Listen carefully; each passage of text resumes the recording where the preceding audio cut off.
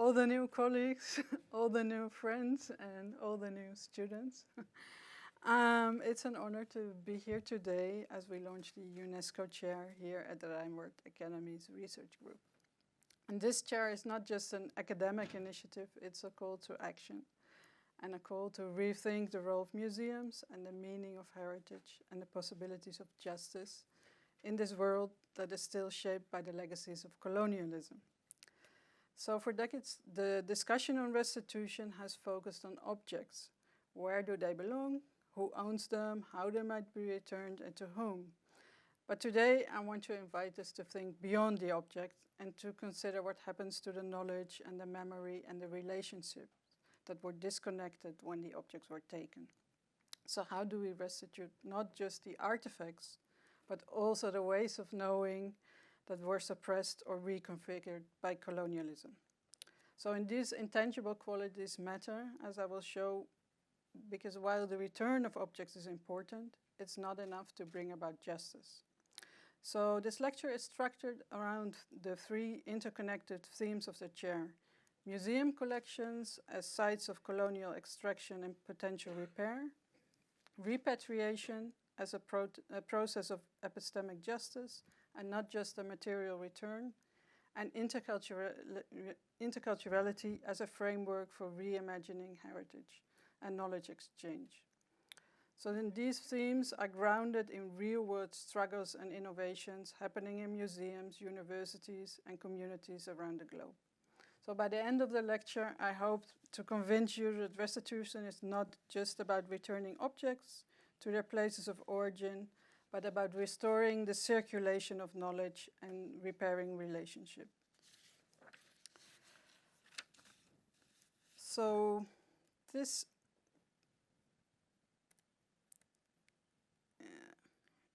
I will do it differently. Yes.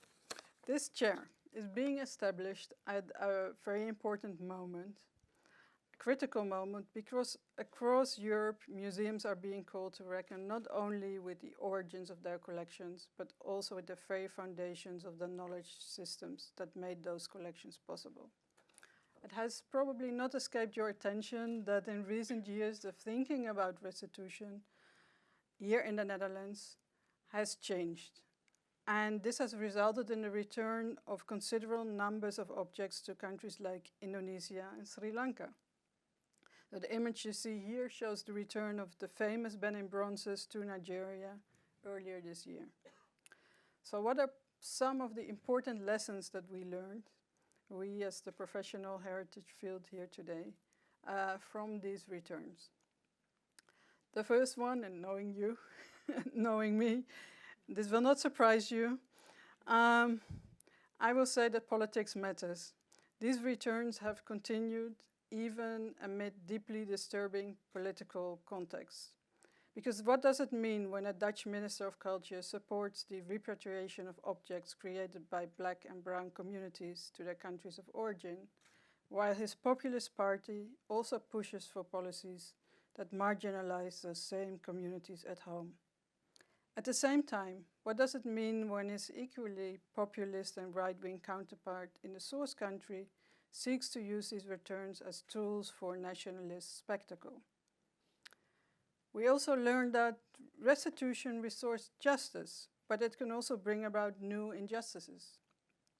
And the default model here in the Netherlands for restitution of colonial collections is nation to nation, so from a state in Europe to a state in the global south. This model of states representing their citizens' cultural heritage is in itself a colonial legacy. It assumes that states can represent their citizens' cultural heritage even when those citizens or the communities they belong to have a problematic relationship with the state or are not even recognized at all.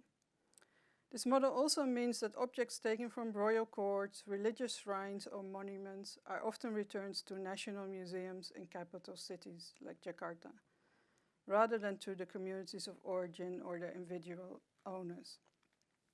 And this may leave the descendants of the original owners with limited access or decision-making power over the returned items, thus creating new injustices.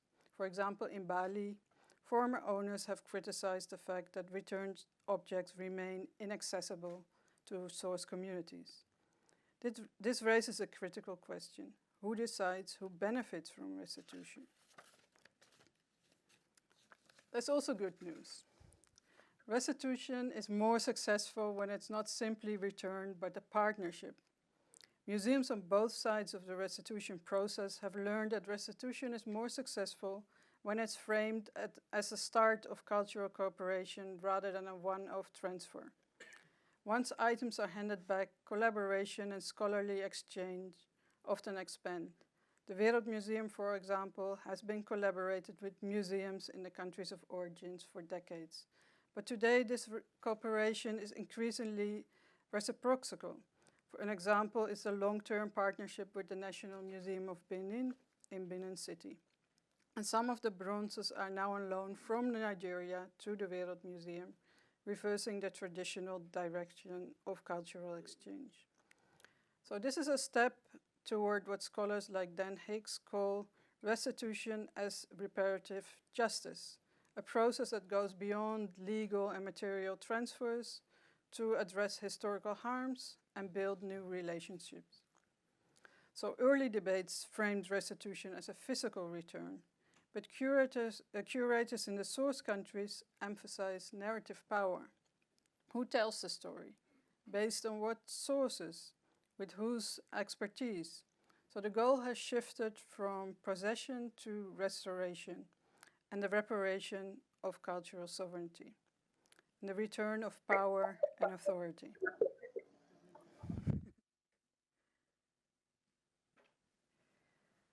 So let's unpack how restoration could work in practice. So one of the case studies, the provenance case studies I'm working on, is the Lagaligo manuscript. It's the epic of the Bugis people of South Sulawesi.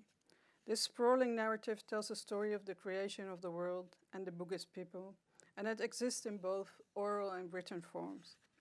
It has been listed since 2011 in the UNESCO Memory of the World Register, which includes documentary heritage of exceptional global significance. The nomination was a joint effort between Indonesia and the Netherlands, and the manuscript currently kept at Leiden University was inscribed along the Lagaligo manuscript, which is housed in the museum in Makassar, Indonesia. So colonial collecting was not only a matter of physical extraction. It was an epistemic project, a project creating knowledge through categorization, translation, and reconfiguration. The manuscript we see here, it's now housed in Leiden University, was written at the request of a Dutch missionary called Benjamin Mattes during the 1850s by the daughter of the ruler of Ternate, and brought to the Netherlands for the collections of the Bible Society.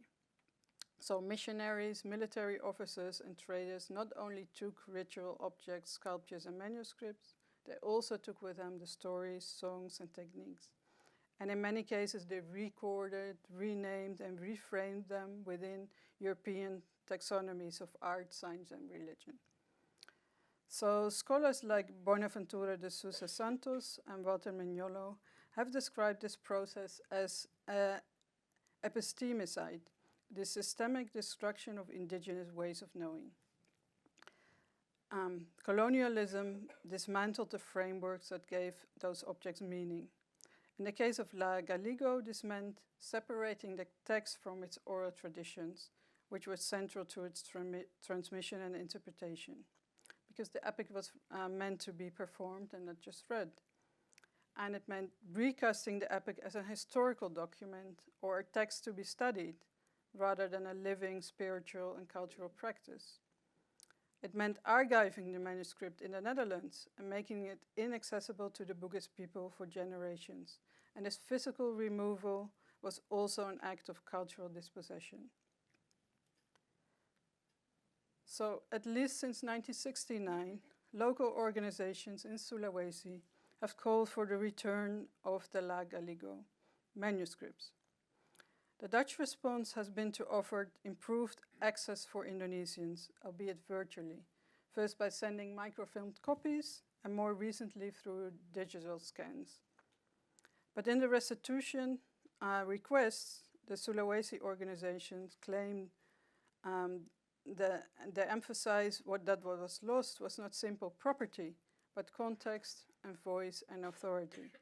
So it's increasingly clear that source communities do not only want their objects back, they want to co-author the narratives around them. And this shift is profound. It means that restitution is not just about who owns an object, but it's about who controls its meaning. It's about the authority to interpret, to display, and to share the story to the world.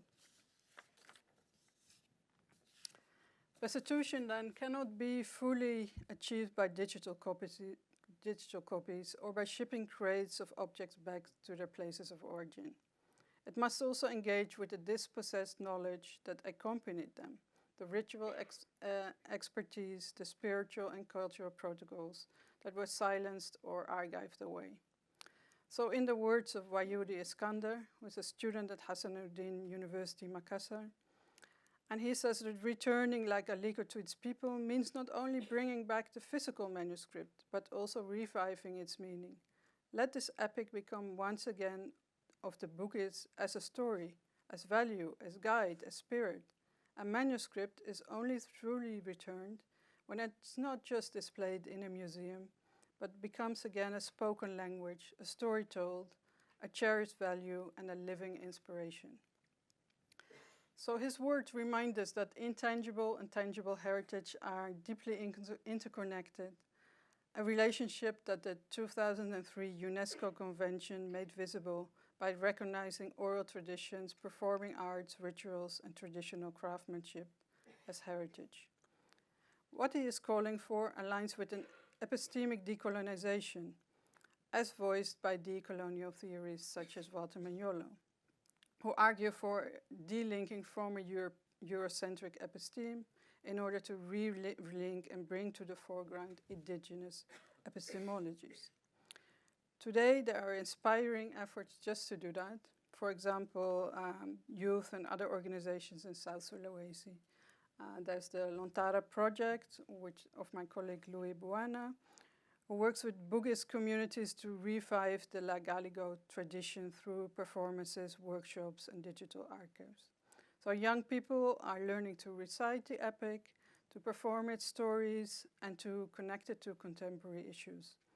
So this is restitution as an epistemic renewal, a process that goes beyond the return of a manuscript to the revitalization of its living heritage.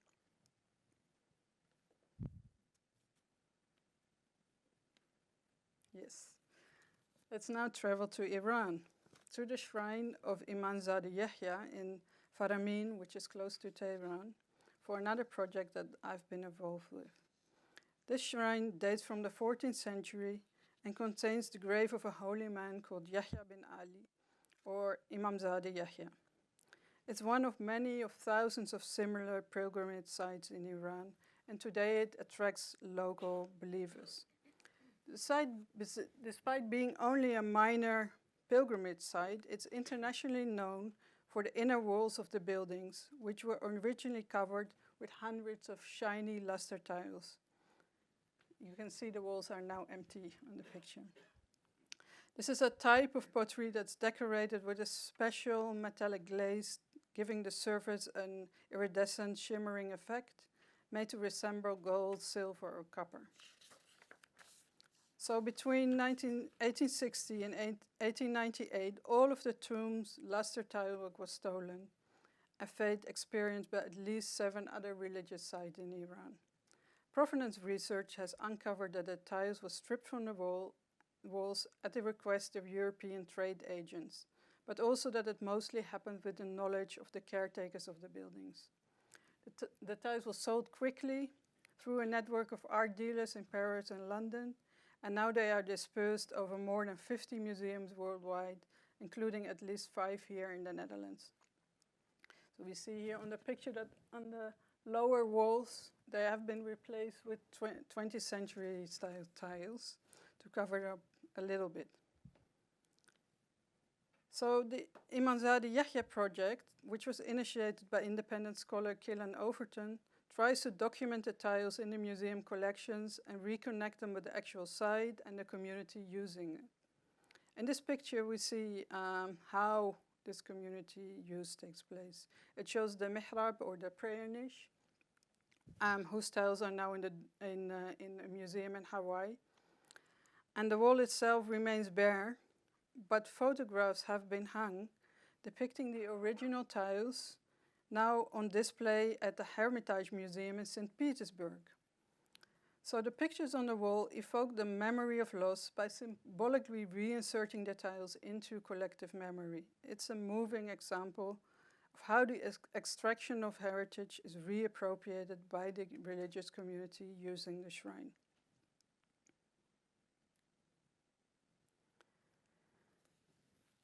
And the loss of these tiles was not just material. Luster-painted ceramics have intangible, experiential qualities. They were first produced in Iraq during the 9th and 10th centuries, and later in Egypt, Syria, and Iran.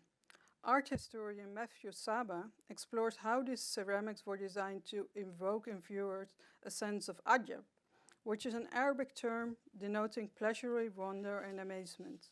He argues that the visual characteristics of these luster tiles, such as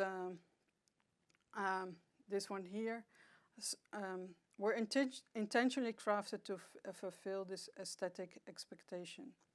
In Arabic texts from that period, artifacts were admired for possessing the quality of Abu Kalamun, and ability to change color or appearance depending on the viewer's angle. So this visual transformation was especially valued when it evoked wonder, leaving viewers puzzled and unable to anticipate or explain what they were seeing. So the ideal of this type of art was not to faithfully imitate nature, but rather to pursue the unknown and create an elusive experience.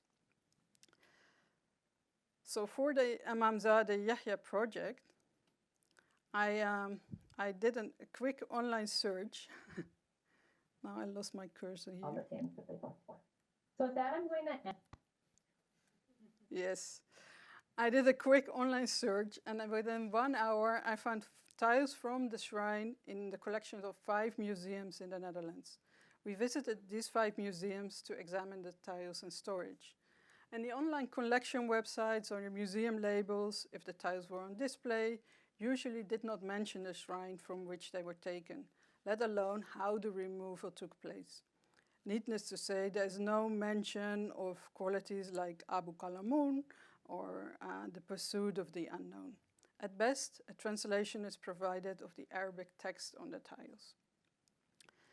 So the Imamzadeh Yahya project aims to reconnect the dispersed tiles with the shrine and its community.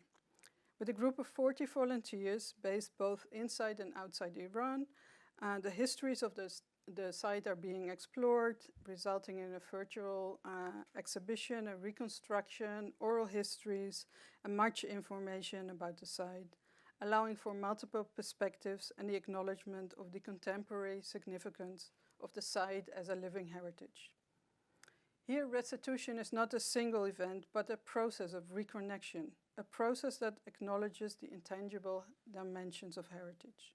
This is a model for how museums can move beyond colonial narratives and towards a more inclusive intercultural storytelling. The fate of the tiles raises common questions about restitution that are also applicable to other cases where elements of sacred sites have been removed. Because what would it mean if some of the tiles were returned to Iran only to be displayed in museums there? Can restitution heal a site that has been mutilated to such an extent? And if the tiles originally served to create an experience of transcendence and wonder, how can this be returned? The Palestinian artist Jumana Aboud offers a powerful metaphor for the challenges of displacement. In her performance, The Pomegranate, she attempts to replace the seeds of a pomegranate back into their shell. Of course, it's impossible. The seeds spill out, staining her hands with red juice. The impossibility of this task to return the seeds to their place of origin becomes a potent metaphor for the desire to return home. Aboud's work addresses the displacement of people, particularly the Palestinian people, but the questions she raises can also be applied to objects. In today's repatriation debates, the assumption is that objects belong where they were once made. But this also raises a quiet paradox. How can we reconcile the idea of a single fixed origin with the realities of mobility and transcultural exchange? At the Reinwardt Academy, we approach this from a critical heritage perspective, recognizing that displacement itself transforms the object, its meaning forever shaped by its journey. So one of our master students, Chukwubuim Onwuameze, did fieldwork in Benin City after the return of the bronzes to Nigeria and addressed this question. You can see some of his work there on the poster. And the interviews he did paint a nuanced picture of the spiritual and communal meanings of the objects and where they should be kept, at the shrine in the royal palace or the museum. Some interviewees expressed doubts about reactivating the spiritual quality of the bronzes when they should be placed in a shrine, when they would be placed in a shrine again. Now being Christians or Muslims, they thought it was inappropriate and feared the powers of the objects, and they preferred neutralizing them in a museum setting. So this is the paradox of restitution. The object that has returned is not the object that was taken. The journey of displacement leaves a lasting mark. The Benin bronzes, the Lagaligo manuscripts, the luster tiles of Imamzadeh Yahya, all have been transformed by the colonial histories. Restitution cannot undo this, but we can reimagine their meanings and place in the world.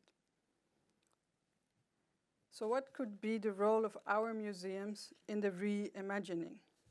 When objects are displaced at museums, they're taken out of their context, transforming lived artifacts into isolated aesthetic or historical specimens. At the Rijksmuseum, the Iranian tiles from the shrine are presented as singular works of art, to be admired for the attractive appearance and divorced from the intangible and experiential knowledge connected to them. As Islamic art objects, they were framed through a Eurocentric lens, and at the Rijksmuseum this meant that there was a focus on their influence on European arts and crafts. It's clear that museums played their part in the colonial epistemicide, not only through receiving the objects removed from sacred sites, but also by replacing the knowledge systems around them with their own European knowledge system, which they deemed universal. Therefore, the presence of these collections also presents us with a challenge and an opportunity, I would say, to liberate the knowledge, understanding, and ways of thinking that are archived within the objects. Yet the intense focus on restitution and the persistent idea that these objects don't belong here has actually held some Dutch museums back to do just that, rethinking how we understand these objects and rebuilding their connections to the communities and individuals who survived and resisted colonialism. So let us approach restitution not as a return to what was, but as a movement toward what might yet be, a world in which heritage is not just a possession, but a shared process of becoming. And this is precisely the vision animating the Reinwardt UNESCO Chair. We seek not simply to study how to give things back, but how to recreate meaning. And we do this through research, training, and partnerships, and as platforms where communities, curators, and scholars can co-produce such new forms of heritage knowledge. So each year, the Reinwardt Academy collaborates with the Cultural Heritage Agency, or RCA in Dutch, to organize the Sharing Stories on Contested Histories program. Under the guidance of Chair team member Ruben Smit. Hi, Ruben. And the program brings together young heritage professionals from countries linked historically to the Netherlands, like Brazil, South Africa, or Australia, for weeks of exchange Together they examine how heritage intersects with today's urgent issues like climate change, social inclusion, identity and belonging. The program goes beyond knowledge sharing to challenge how heritage can tackle modern societal struggles. Its strength lies in fostering dialogue among diverse professionals and academics, building a network that confronts complex and often painful history. In Indonesia, we have a long-term collaboration with the Ministry of Culture and the National Heritage Agency. And like many formerly colonized nations, Indonesia's oldest museums were founded under colonial rule. This history means that Indonesian museums today also hold Dutch objects, just as Dutch museums hold Indonesian ones. And both collections were shaped by a colonial lens, carrying similar gaps and silences. Much of the early documentation is in Dutch, reflecting colonial ideas about culture and value. And this reveals a crucial point. The return of objects in itself is insufficient if after return, objects are still being interpreted through colonial ways of thinking. They may legally belong to Indonesia, but the systems that define their meanings often have not changed. So with curators from over 30 Indonesian museums, we have been exploring how these objects are understood today, locally, over time, and through our shared, often difficult histories. So here restitution becomes an act of epistemic dialogue, a negotiation not just between institutions, but between different ways of knowing and being. Our team member, Martin Andrade, hi Martin, together with Reinwardt lecturer Ikram Zari, is taking part in an exchange program on intangible cultural heritage in Morocco. The program is jointly organized by La Fondation Nationale des Musées and brings together Moroccan and Dutch professionals. Together they explore the role of museums in safeguarding intangible heritage and new and creative ways of translating this into museum exhibitions. In Suriname, we are partnering with Anton de Kom University. Yeah, your turn is going to come. With Cheryl White of Anton de Kom University on a project that critically examines Surinamese collections in Dutch museums, assembled during colonial rule through an interdisciplinary lens. A key part of the project is community-based, so a collaboration with indigenous and Maroon descendants, bringing local and historical perspective into conversations with these collections. And the aim is to revitalize traditional knowledge within the communities. The project also explores virtual and possibly physical repatriation. But what are the implications, knowing that roughly 1/3 of the Surinamese population lives in the Netherlands? Now, well, repatriation can certainly support restorative justice. Its underlying ideas can sometimes be problematic, especially when they suggest a return to narrow notions of national identity that are at odds with the world we live in today, which is shaped by hybrid cultures and migration. So these questions and more will be explored by our team, together with Director Santosh Singh, here, hi Santosh, of the Suriname Museum. So, the members of the team of the chair, Cilla, Britt-Marie, Ruben, Martin, and all the partners, I look forward to our collaboration. And Menno and Hester, thank you for all the support and all the work that you put into realizing this chair, without which we couldn't do this launch today. So I want to end this lecture with a short reflection, something, you know me, that's more political and has been on my mind as I prepared for the lecture. And we stand at the moment today of profound contradiction. On one end, we celebrate the return of all these objects, and these returns, fought for over decades by activists and communities, represent proof that change is possible. At the same time, we live in increasingly disturbing times. Restitution cannot be a PR strategy, and it cannot be a substitute for reparations. If we celebrate the return of objects to former colonies, we must also use our platform to challenge the policies that oppress their descendants today. Because what does it mean when museums in the Netherlands, so eager to confront the colonial past, remain largely silent about colonialism in the present? When they issue statements about historical injustices, but say little as heritage is bombed in Gaza or looted in Sudan. When they speak of shared heritage, but they do not stand in solidarity with the heritage workers worldwide, risking their lives to protect it. What we have seen in the examples today is that the intangible dimensions of heritage, the stories, the knowledge, the spirituality, are just as vital as the objects themselves in addressing the power imbalances left by colonialism. It invites us to rethink museums as sites of epistemic justice, places that can confront not only the theft of artifacts, but also the systems of thinking inherited from colonialism. In returning objects, we are not just merely correcting the past, we are choosing what kind of future we will build together. Thank you.